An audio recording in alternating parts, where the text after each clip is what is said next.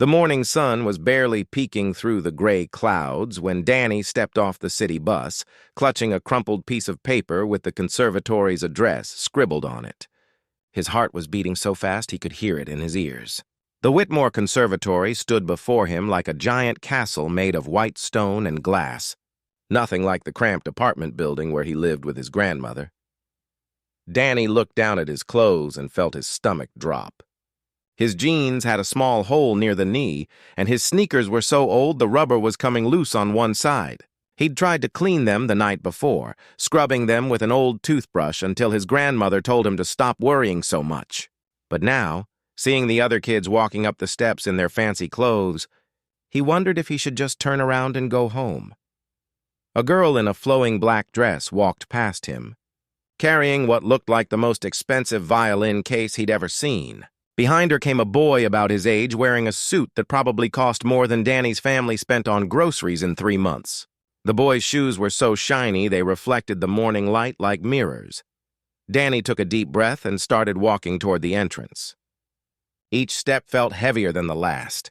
He'd never even dreamed of applying to a place like this. It was his music teacher, Mrs. Rodriguez, who had filled out all the paperwork without telling him. She said she'd been teaching for 20 years and had never heard anyone play like Danny did.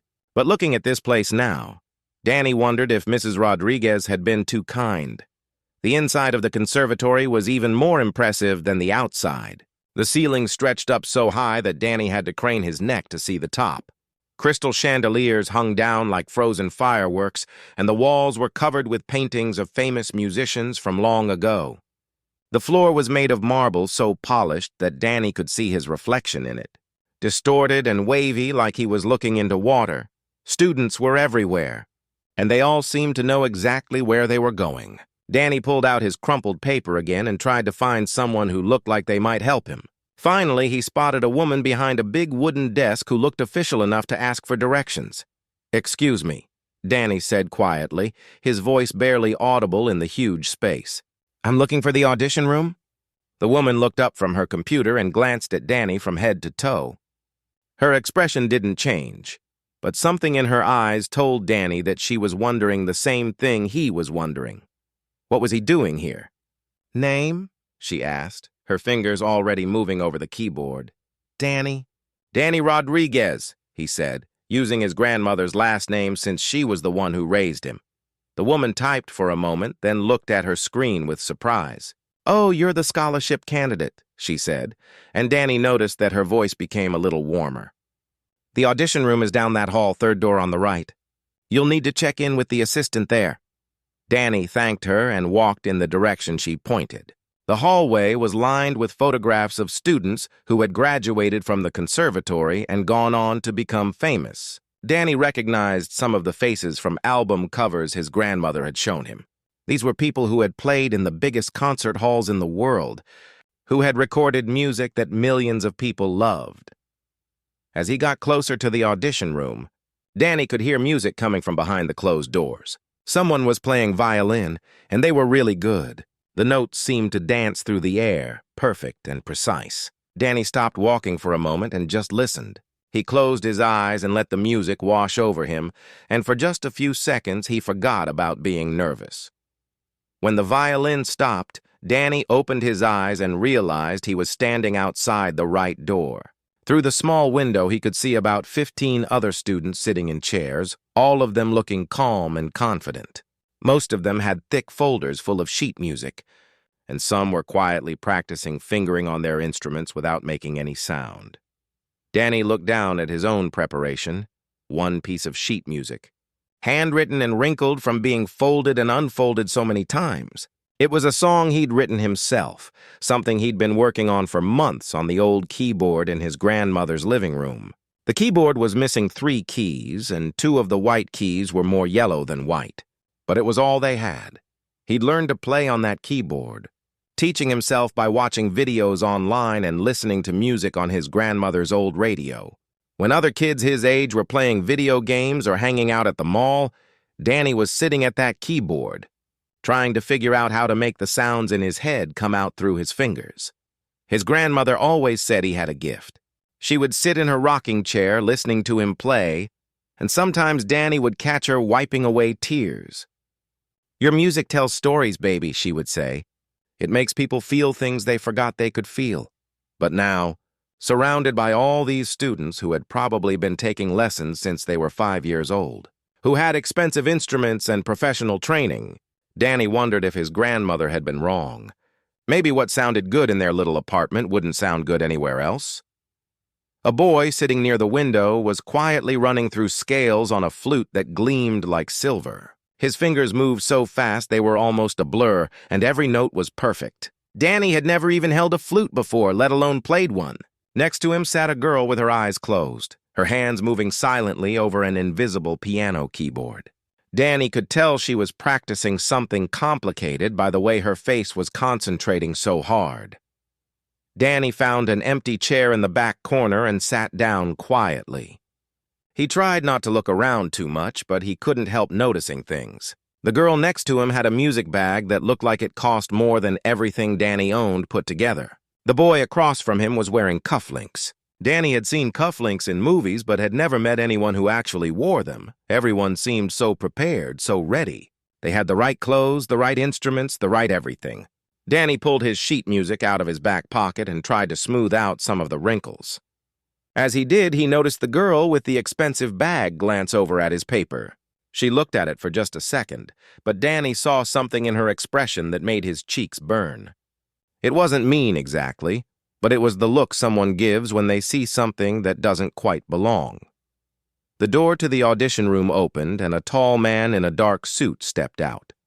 "Next!" he called, and the boy with the flute stood up, gathered his things, and walked confidently into the room.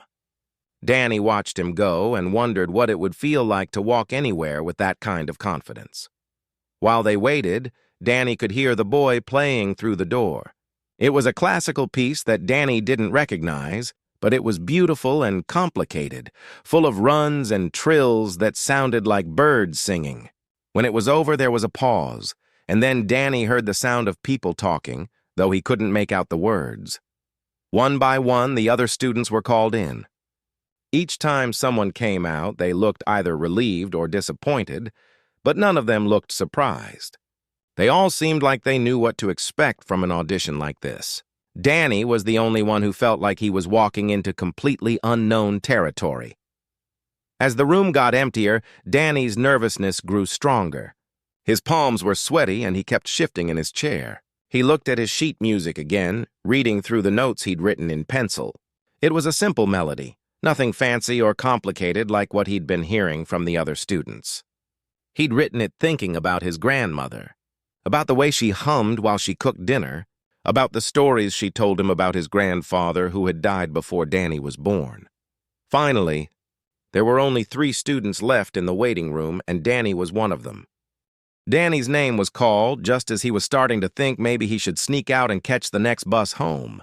The tall man in the dark suit appeared in the doorway again, holding a clipboard and looking directly at him.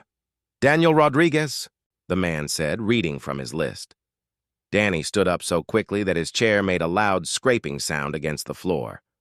The 2 remaining students looked up at him, and Danny felt his face get hot. He grabbed his wrinkled sheet music and walked toward the door, trying not to trip over his own feet. "Follow me," the man said, and led Danny down a short hallway to another door. As they walked, Danny could hear his sneakers squeaking with each step.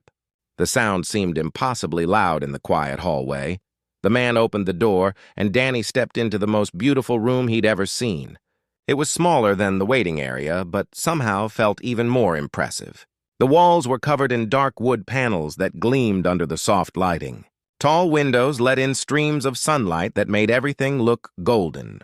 And in the center of the room, sitting like a sleeping giant, was the biggest, most perfect piano Danny had ever laid eyes on. It was a Steinway grand piano, all black and shiny, its lid propped open to reveal the strings inside. Danny had only seen pianos like this in movies or on television. The bench in front of it was covered in soft leather, and even from where he stood, Danny could tell that this instrument was worth more money than most people made in a year. But it wasn't just the piano that made Danny's stomach flutter with nerves. Sitting in chairs arranged in a semicircle around the piano were 5 adults, all of them looking very serious and important. They had folders open in their laps and pens in their hands, ready to write down notes about everything Danny was about to do. The man who had brought Danny into the room walked over to join the other judges. "This is Daniel Rodriguez," he announced, taking his seat. "He's auditioning for our scholarship program." Danny noticed how the judges looked at each other when they heard the word scholarship. It was just a quick glance, but Danny caught it. He'd seen that look before, usually right before someone told him something wasn't meant for people like him. One of the judges, a woman with gray hair pulled back in a tight bun, looked Danny up and down slowly. Her eyes stopped at his worn sneakers, moved up to the hole in his jeans, and finally settled on the crumpled piece of paper in his hands. She didn't say anything, but Danny could practically hear what she was thinking. "What piece will you be performing today?" asked another judge, a younger man with glasses who was trying to sound encouraging, but mostly just sounded tired. Danny held up his sheet music and immediately wished he hadn't. Under the bright lights of the audition room, the paper looked even more pathetic than it had in the waiting room. The pencil marks were smudged in places, and there was a small coffee stain in the corner where his grandmother had accidentally set her mug down on it. It's something I wrote myself," Danny said, his voice coming out much quieter than he'd intended. The silence that followed felt like it lasted forever. Danny watched as the judges exchanged more glances, and this time they weren't trying to be subtle about it. The woman with the gray hair actually raised her eyebrows, as if someone had just told her that gravity worked backwards. "You wrote it yourself?" the tired-sounding man repeated. And Danny couldn't tell if he was impressed or confused. "Yes, sir," Danny said, trying to make his voice sound more confident. "I mean, yes. I've been working on it for a while." The lead judge, the tall man who had called Danny's name, leaned forward in his chair. Danny could see his name tag now, Director Harrison. He had the kind of face that looked like it never smiled, all sharp angles and serious lines. "Well," Director Harrison said slowly, "this is unusual. Most of our applicants perform classical pieces, Chopin, Mozart, Beethoven, pieces that have been tested by time, you understand."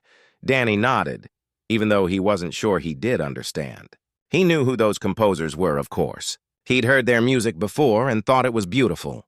But when he sat down at his grandmother's old keyboard, their songs weren't what came out of his fingers. What came out was something else entirely, something that felt like it belonged to him. "But," Director Harrison continued, "I suppose we can make an exception. Please have a seat at the piano." Danny walked toward the beautiful instrument, and each step felt like he was walking through thick mud. He could feel all 5 pairs of eyes watching his every move. When he reached the bench, he paused for a moment, almost afraid to touch something so perfect and expensive. He sat down carefully, as if the bench might break under his weight. The leather was softer than anything he'd ever felt, and the bench was exactly the right height. When Danny placed his hands on the keys for the first time, he almost gasped out loud. They were perfectly balanced, responding to the slightest touch. It was nothing like the sticky, uneven keys on his grandmother's keyboard. Behind him, Danny could hear one of the judges whispering to another. He couldn't make out the words, but the tone was clear enough.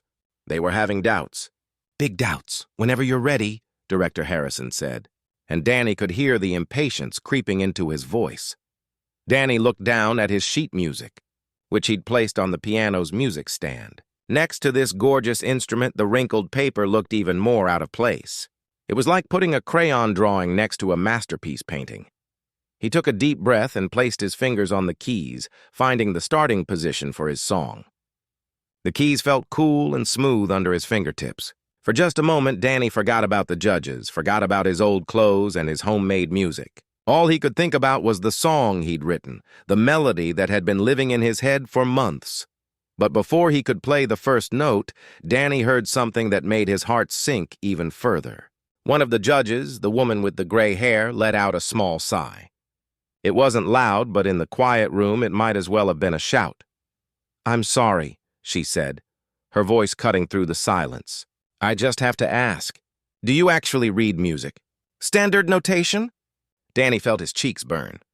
He turned around on the bench to face her, his hands still resting on the keys. Yes, ma'am. I mean, sort of. I taught myself. You taught yourself, she repeated. And now she wasn't even trying to hide the skepticism in her voice. And how long have you been playing piano? About 4 years, Danny said. Another silence fell over the room. Danny could practically feel the judge's disappointment settling around him like a heavy blanket. 4 years wasn't very long, not compared to the other students who had probably been taking lessons since they could barely reach the keys. 4 years, the woman said again, as if she was testing the words to see how ridiculous they sounded. And you learned on what kind of instrument? Danny wanted to lie. He wanted to tell them he had a beautiful piano at home, that he'd been taking lessons with the best teachers in the city. But something in his grandmother's voice echoed in his head, something she'd always told him about being proud of where he came from.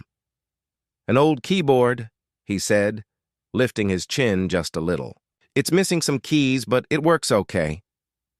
The judge with glasses actually laughed, just a small chuckle, but loud enough for everyone to hear. Missing keys, he said to the judge next to him. Well, that's a first. Danny felt something twist in his stomach, something that was part embarrassment and part anger. He'd heard that tone before, that way adults had of talking about him like he wasn't even in the room. It was the same tone the guidance counselor at his school used when she talked about realistic expectations and students from his background. Director Harrison cleared his throat, and the room got quiet again. Well, he said, I suppose we should hear what you've prepared. Please, go ahead. But now Danny could feel something different in the room. Before, there had been doubt. Now there was something worse, pity. The judges weren't expecting him to be good. They were expecting him to embarrass himself, and they were already feeling sorry for him. Danny turned back to face the piano, his hands finding the keys again. He looked at his sheet music, at the simple melody he'd written with so much hope and excitement. Suddenly, it seemed small and silly, like a child's drawing hung up next to real art. The room was so quiet that Danny could hear the clock on the wall ticking. He could hear the sound of his own breathing and the soft rustle of papers as one of the judges shifted in their chair. Somewhere in the building, another student was practicing, their notes floating faintly through the walls. Danny closed his eyes and tried to remember why he'd written this song in the first place. He tried to remember the evening when the melody first came to him, when he was sitting at his grandmother's keyboard while she made dinner in the kitchen. He tried to remember the feeling of discovering something beautiful, something that belonged to him. But all he could think about now was how out of place he was, how different, how unprepared. The beautiful piano under his fingers felt like it was mocking him, its perfect keys waiting for someone who actually deserved to play them.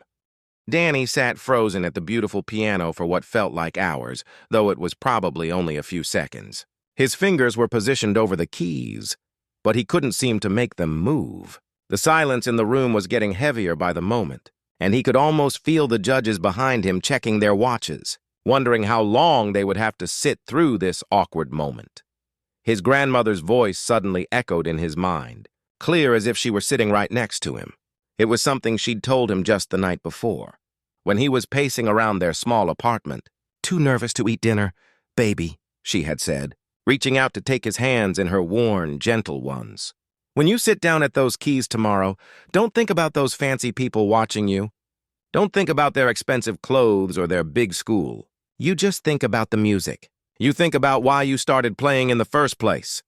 Danny remembered that first day, almost 4 years ago, when his grandmother had brought home the old keyboard. She'd found it at a church sale, and even though they barely had enough money for groceries that week, she'd spent her last $20 on it because she'd noticed how Danny always stopped walking whenever he heard music playing from store. Windows or car radios, music don't care where you come from, his grandmother had said that night, helping him clear a space for the keyboard in their tiny living room. Music don't care about the color of your skin or how much money your family has. Music only cares about what you got inside your heart, and baby, you got something special in there. Danny took a deep breath and let his grandmother's words wash over him. Slowly, he felt his shoulders relax. His fingers, which had been tense and rigid, became softer on the keys. He looked down at his wrinkled sheet music one more time, But this time he wasn't seeing the coffee stains or the smudged pencil marks. He was seeing the melody he'd discovered, the song that had poured out of him one evening when he wasn't even trying to write music. Without looking back at the judges, Danny pressed down on the first key. The note that came out of the Steinway was unlike anything he'd ever heard before. On his grandmother's old keyboard, the same note sounded thin and electronic, like a weak imitation of real music. But this piano, this beautiful instrument, made the note ring out rich and full, like it was alive. Danny played the second note, then the third, and suddenly the melody was flowing from his fingers like water. The song he'd written was called Grandmother's Lullaby, though he'd never told anyone the title. It had come to him one evening when his grandmother was humming while she folded laundry, the same wordless tune she'd been humming for as long as he could remember. As Danny played, something magical began to happen. The nervousness that had been twisting his stomach started to melt away. The beautiful audition room with its fancy wood panels and intimidating judges seemed to fade into the background. All that existed was Danny, the piano, and the music flowing between them. The melody began simply, just a gentle series of notes that sounded like someone humming while they worked. But as Danny got more comfortable, as he remembered why he loved this song so much, his playing began to change. His left hand found a soft rhythm, a gentle pattern that sounded like a heartbeat or like footsteps on a familiar path. Behind him, something shifted in the room's atmosphere. Danny couldn't see the judges, but he could feel the change. The restless energy, the barely concealed impatience, seemed to be settling into something else, something like attention. One of the judges, the woman with the gray hair who had seemed so skeptical, stopped shuffling through her papers. The tired-looking man with glasses put down his pen and leaned forward in his chair slightly. Even Director Harrison, who had looked like he was already planning what to say to politely dismiss Danny, found himself listening in a way he hadn't expected to. Danny's right hand began to explore higher on the keyboard, finding notes that sparkled like stars against the steady rhythm of his left hand. The melody grew more complex, but not in a showy way. It was like watching a flower bloom slowly, each new phrase opening up naturally from what came before. The song told a story without words. It spoke of late nights when Danny practiced quietly so he wouldn't wake the neighbors, his grandmother sleeping in her chair nearby because she liked to listen even when she was tired. It spoke of the pride in her eyes when he figured out a particularly difficult passage, and the way she would clap her hands together and say, "There it is! There's my musician!" As the music continued, Danny began to add small embellishments, little runs and variations that he'd never written down, but that felt right in the moment. This was what he loved most about playing, the way a song could grow and change, the way it could surprise even him, its creator. The melody climbed higher, becoming more urgent, more emotional. Danny was thinking about all the times his grandmother had worked double shifts at the hospital where she cleaned floors, coming home with her back aching but still finding energy to ask about his day, to listen to whatever new thing he'd learned on the piano. He was thinking about the night she'd gotten sick last winter, when she'd had to stay in the hospital for a week and Danny had been so scared he might lose her. He'd written part of this song during those long, worried nights, sitting at the keyboard and trying to pour all his love and fear into the music. The judges could hear it, even though they didn't know the story behind it. They could hear the love, the worry, the hope, the gratitude. Music had a way of carrying emotions that words couldn't quite capture, and Danny's playing was full of feelings that were bigger than he was. Director Harrison found himself thinking about his own grandmother, a woman who had died when he was in college, but who had been the first person to encourage his love of music. He hadn't thought about her in years, but something in Danny's playing brought her back so clearly that he could almost smell her perfume. The woman with the gray hair, whose name was Professor Martinez, felt her throat tighten slightly. She'd been teaching music for over 20 years, and she'd heard thousands of student performances. Most of them were technically proficient, carefully practiced presentations of famous pieces.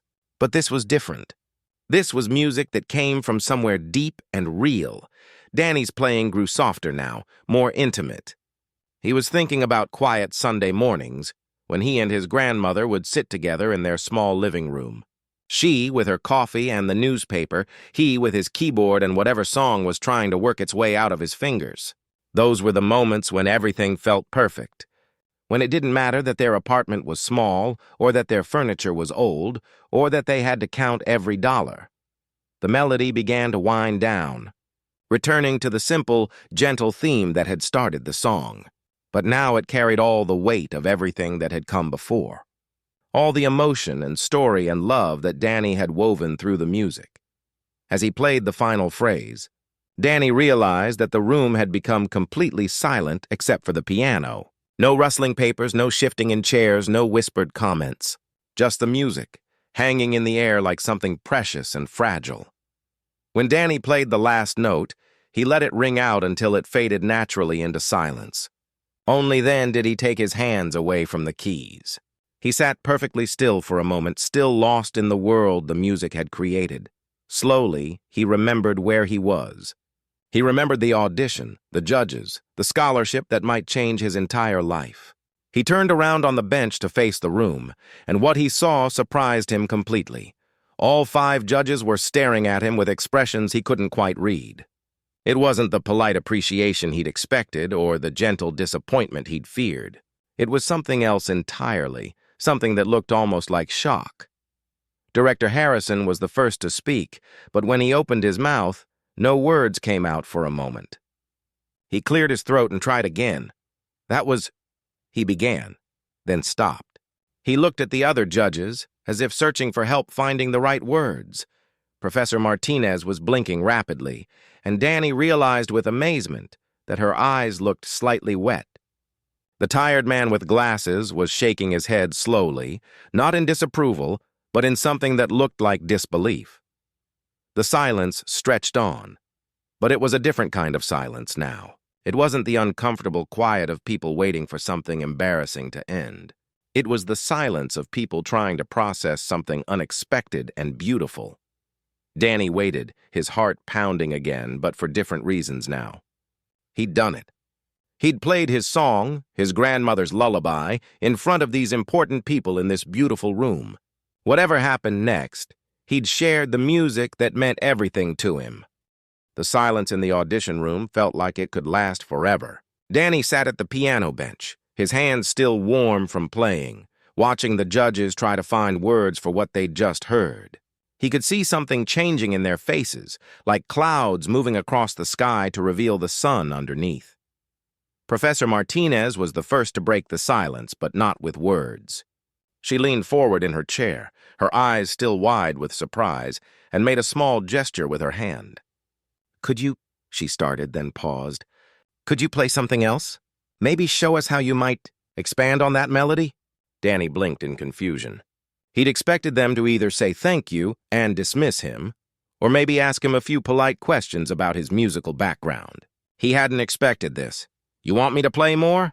he asked, his voice still soft from the concentration of performing. Director Harrison nodded slowly, and Danny noticed that the stern expression on his face had softened considerably. "Yes, if you don't mind. What you just played was, well, it was your composition in its written form. But I have a feeling there's more to it than what's on that paper." Danny looked down at his sheet music, then back at the judges. "You mean like, make it different? Add to it?" "Exactly," said the judge with glasses, whose name tag Danny could now see read Dr. Williams. "Show us how you hear that music in your head. Don't worry about what's written down. Just play." Danny felt a flutter of excitement mixed with nervousness. This was something he did all the time at home, taking his basic melodies and exploring them, finding new ways to express the same emotions. But he'd never done it in front of anyone except his grandmother. He turned back to the piano and placed his hands on the keys again. This time, instead of starting with the gentle, simple melody he'd written down, Danny began somewhere else entirely. His left hand found a deeper, richer pattern in the lower registers of the piano, something that sounded like distant thunder or like the rumble of the city bus that brought him here this morning. Over this foundation, his right hand began to weave a variation of his grandmother's lullaby, but this version was different. It was the same melody, but stretched and transformed, like seeing a familiar face in different lighting. The notes climbed higher than before, reaching into the very top of the piano's range, sparkling like rain on a window. As Danny played, he began to tell the bigger story of his life through the music. The rumbling bass notes spoke of the neighborhood where he grew up, where sirens wailed at night and train horns echoed off the buildings. But over that harsh reality, the melody soared with hope and determination, just like his grandmother's voice singing him to sleep when he was small. Professor Martinez found herself holding her breath. In 30 years of teaching, she'd heard countless students play with perfect technique, flawless timing, and impressive skill. But what Danny was doing was something entirely different. He was composing in real time, creating music that had never existed before, right there in front of them. Danny's playing grew more complex, but not in a way that felt forced or showy. It was like watching someone speak in their native language, the ideas flowing naturally from one to the next. His hands moved across the keyboard with growing confidence, finding harmonies and rhythms that made the simple melody from his sheet music seem like just the beginning of a much larger musical conversation. The young man was playing with a maturity that seemed impossible for someone his age. Dr. Williams, who had spent decades studying child prodigies and musical development, recognized something extraordinary happening. Danny wasn't just playing notes. He was channeling something deeper, something that came from a place most musicians spend years trying to access. As the music continued to evolve, Danny began to incorporate techniques he'd taught himself by listening to different styles of music. There were hints of jazz in the way he bent certain notes, echoes of gospel in the way his left hand moved, touches of classical structure in how he developed his themes. But it all blended together into something that was uniquely his own voice. The melody began to tell the story of struggle and triumph. Danny played passages that sounded like climbing a mountain, with the music growing more challenging and intense as it reached higher. These weren't just random, difficult passages. They had meaning. They spoke of working 2 jobs to help his grandmother pay rent, of staying up late to practice on a keyboard that barely worked, of believing in dreams that seemed impossible. But then the music would find its way back to gentleness, to the love that had sustained him through everything. Danny played sections that sounded like his grandmother's hands braiding his hair when he was young, like her voice telling him stories before bed, like the proud smile on her face the first time he played a complete song. Director Harrison felt something he hadn't experienced in years. When he first started teaching, music had felt magical to him, full of endless possibilities. But decades of administrative work and budget meetings had worn away some of that wonder. Listening to Danny play, he remembered why he'd fallen in love with music in the first place. The transformation happening in the room wasn't just in Danny's playing. It was in everyone who was listening. The judges had come into this audition expecting to hear a prepared piece, make some notes, and move on to the next student. Instead, they were witnessing something that felt like a private concert, like being invited into someone's most personal thoughts and feelings. Danny's music began to explore different emotions now. There were playful sections that sounded like children laughing in a playground, moments of uncertainty that felt like standing at a crossroads not knowing which way to go, and passages of pure joy that seemed to make the very air in the room lighter. As he played, Danny was thinking about all the different people who had shaped his love of music. There was Mr. Johnson from the corner store, who always had old soul records playing and who had taught Danny about rhythm and groove. There was his 5th grade teacher, Miss Chen, who had first suggested he might have musical talent. There was the lady on the bus who hummed gospel songs during her commute and who had showed Danny that music could be a form of prayer. All of these influences were flowing through Danny's fingers now, creating a musical tapestry that was rich and complex but never overwhelming. He had an instinct for knowing when to add complexity and when to return to simplicity, when to push the boundaries and when to let the melody breathe. The judges were exchanging glances again, but these looks were completely different from the skeptical expressions they'd shared earlier. Professor Martinez caught Dr. Williams' eye and saw her own amazement reflected there. This wasn't just a talented student. This was something special, something that might come along once in a career. Danny's playing began to build toward something bigger now. The various themes and melodies he'd been exploring started to weave together, like different colored threads being braided into a rope. The simple lullaby that had started everything was still there, but now it was surrounded by all the complexity and richness of a full life lived in music. His left hand was creating rhythms that seemed to make the piano itself dance, while his right hand painted melodies that soared above like birds in flight. The music filled every corner of the audition room, transforming the formal space into something that felt alive and warm. Other faculty members had begun to gather outside the audition room door. The sound of Danny's playing was carrying through the building, and people who had been working in nearby offices found themselves drawn to investigate. They stood in the hallway, listening through the door to music that seemed to be coming from a master musician, not a teenage audition candidate. As Danny played, he lost all sense of time and place. He was no longer the nervous kid in old clothes sitting in a fancy conservatory. He was simply a musician, sharing the language that meant more to him than any words ever could.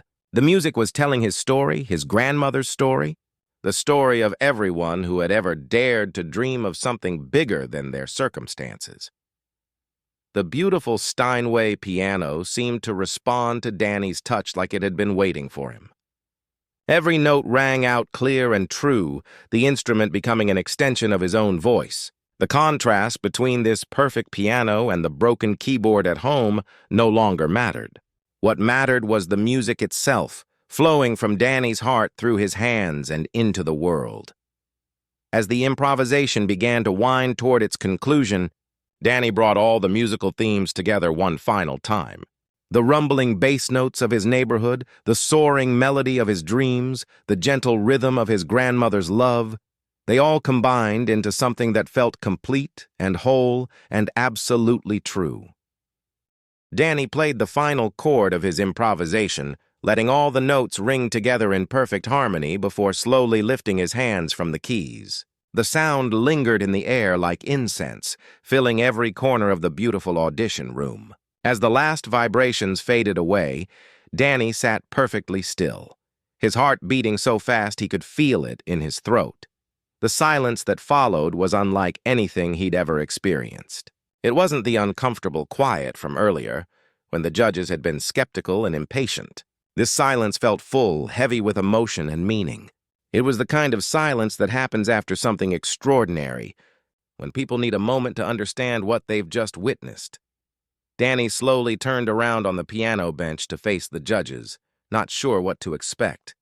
What he saw made his breath catch in his throat. All 5 judges were staring at him with expressions he couldn't quite read. Their faces showed a mixture of shock, amazement, and something that looked almost like disbelief.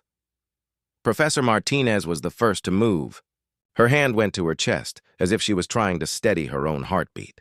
Her eyes were definitely wet now, and she wasn't trying to hide it. She looked at Danny for a long moment, then at the other judges, then back at Danny again. "In 40 years of teaching," she said, her voice barely above a whisper, "I have never—" She stopped, shaking her head as if words couldn't capture what she was feeling. Dr. Williams took off his glasses and cleaned them slowly, even though they didn't need cleaning. It was something to do with his hands while his mind tried to process what had just happened. He'd heard thousands of auditions, evaluated countless young musicians, but this was something entirely different. Director Harrison was studying Danny's face as if he was trying to solve a puzzle. This young man, who had walked into the room looking like he didn't belong, had just performed music that would challenge even the most advanced students at the conservatory. But it wasn't just the technical skill that had stunned him. It was the depth, the maturity, the raw emotional honesty that had poured out through the piano. "Danny," Director Harrison said finally, his formal tone replaced by something much more personal. "Where did you learn to play like that?" Danny felt confused by the question. What do you mean, sir?" "What you just did," Dr. Williams said, putting his glasses back on. "That improvisation, that level of musical storytelling, that's not something you can learn from a book or even from most teachers. That comes from somewhere else entirely. Danny looked down at his hands, still warm from playing. I don't know, really. When I'm at the piano, it feels like the music is already there, waiting for me to find it. Like I'm not making it up, I'm just discovering something that was always there. The judges exchanged glances again, but these looks were filled with wonder rather than doubt. They all recognized what Danny was describing. It was something that happened to very few musicians, the ability to channel music directly from some deep, intuitive place. Most students had to work for years to develop even a small fraction of that kind of musical connection. Suddenly, Director Harrison did something that shocked everyone in the room, including himself. He stood up from his chair. In 30 years of conducting auditions, he had never once stood up during a student performance. Never once had he felt moved to do anything other than sit, listen, evaluate, and make notes. But something about Danny's performance had reached past all his professional reserve, past all the walls he'd built up over decades of academic life. He found himself on his feet without even realizing he'd made the decision to stand. And then, almost as if his hands had a mind of their own, Director Harrison began to clap. The sound of his applause in the quiet room was like a spell being broken. Suddenly, Professor Martinez was standing, too, her tears flowing freely now as she clapped with enthusiasm that surprised even her. Dr. Williams jumped up so quickly that his chair rolled backward. The other two judges followed immediately, all of them applauding with a passion that filled the room. Danny sat frozen at the piano bench, staring at the 5 adults who were giving him a standing ovation. He'd seen standing ovations on television, at concerts and award shows, but he'd never imagined being on the receiving end of one, especially not from these important, serious people who had seemed so doubtful of him just minutes before. The applause seemed to go on forever, but it was joined by another sound that made Danny's heart leap even higher. From outside the audition room, he could hear more clapping. The faculty members who had gathered in the hallway were applauding too, their appreciation seeping through the door and walls. Professor Martinez was shaking her head in amazement as she clapped. She was thinking about all the students she'd taught over the years, all the talented young people who had worked so hard to master their instruments. Many of them had gone on to successful careers in music. But what Danny possessed was something different, something that couldn't be taught or learned through practice alone. Director Harrison finally stopped clapping and raised his hand for quiet. The room gradually settled, though the energy in the air remained electric.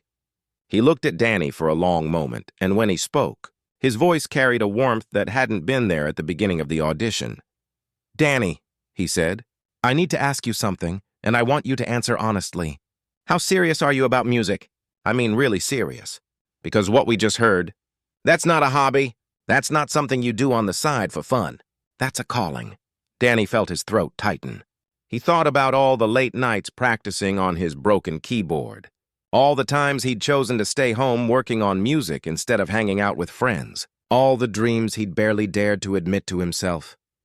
"Music is everything to me," he said quietly. "It's the only thing I've ever been good at. The only thing that makes me feel like I'm exactly where I'm supposed to be." Professor Martinez smiled through her tears. "Danny, what would you say if I told you that we'd like to offer you a full scholarship to the conservatory? Not just tuition, but room and board, books, everything you'd need." Danny's mind went blank. He'd heard the words, but they didn't seem to connect to anything real. A full scholarship? To this place? Him? He started, then stopped. His voice seemed to have disappeared entirely. Dr. Williams leaned forward in his chair. "Danny, do you understand what Professor Martinez just said? You've been accepted to the Whitmore Conservatory with a full scholarship. That means you'd be able to study here for 4 years without paying anything." Danny's eyes went wide. 4 years, at this beautiful place with these incredible teachers, surrounded by music every day. It was more than he'd ever dared to dream.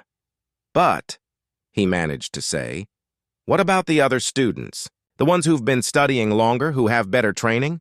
Director Harrison smiled, and it was the first genuine smile Danny had seen from him all day.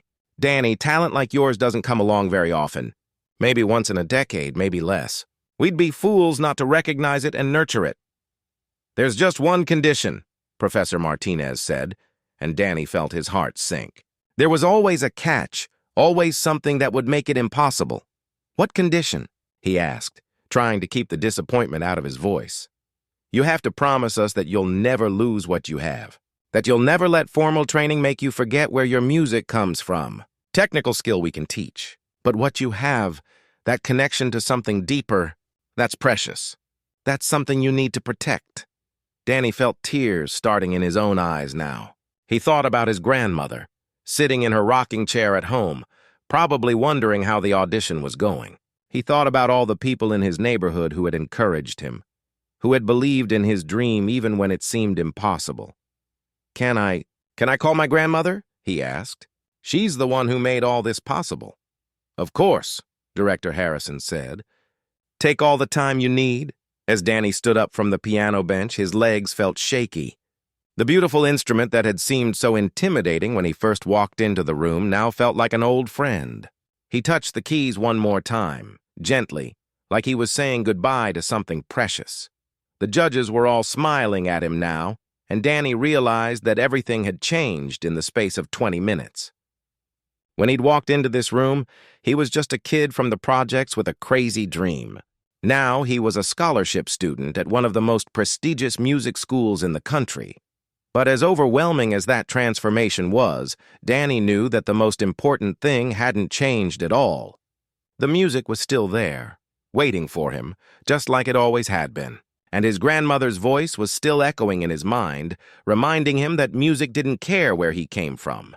It only cared about what he carried in his heart. As Danny walked toward the door to make his phone call, he could hear Director Harrison speaking quietly to the other judges behind him. "In 30 years, the director was saying, I've never seen anything quite like that. That young man has something special, something that can't be taught." Danny smiled as he reached for the door handle. He had a feeling his grandmother was going to be very proud.